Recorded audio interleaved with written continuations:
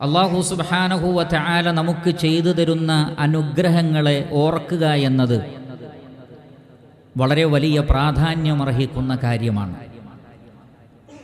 പരിശുദ്ധ ഖുർആനിൽ വ്യത്യസ്ത സ്ഥലങ്ങളിൽ കാണാം, യാ അയ്യുഹല്ലദീന ആമനു ഉദ്കുറൂ നിഅമതല്ലാഹി അലൈക്കും. ഈമാനുള്ളവരെ, അല്ലാഹു സുബ്ഹാനഹു വ തആല നിങ്ങൾക്ക് ചെയ്തു തന്ന അനുഗ്രഹങ്ങളെ നിങ്ങൾ ഓർക്കണം.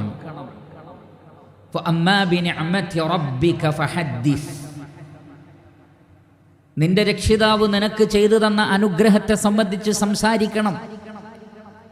അപ്പോൾ അള്ളാഹു ചെയ്തു തന്ന അനുഗ്രഹങ്ങളെ ഹൃദയം കൊണ്ട് ഓർക്കലും നാവുകൊണ്ട് സംസാരിക്കലും റഹ്മാനായ റബ്ബിനോട് തൻ്റെ ശരീരം കൊണ്ടും പ്രവർത്തനങ്ങൾ കൊണ്ടും നന്ദി കാണിക്കുക എന്നുള്ളത് വിശ്വാസികൾ പ്രാധാന്യപൂർവ്വം ജീവിതത്തിൽ പുലർത്തിപ്പോരേണ്ടുന്ന കാര്യമാണ്.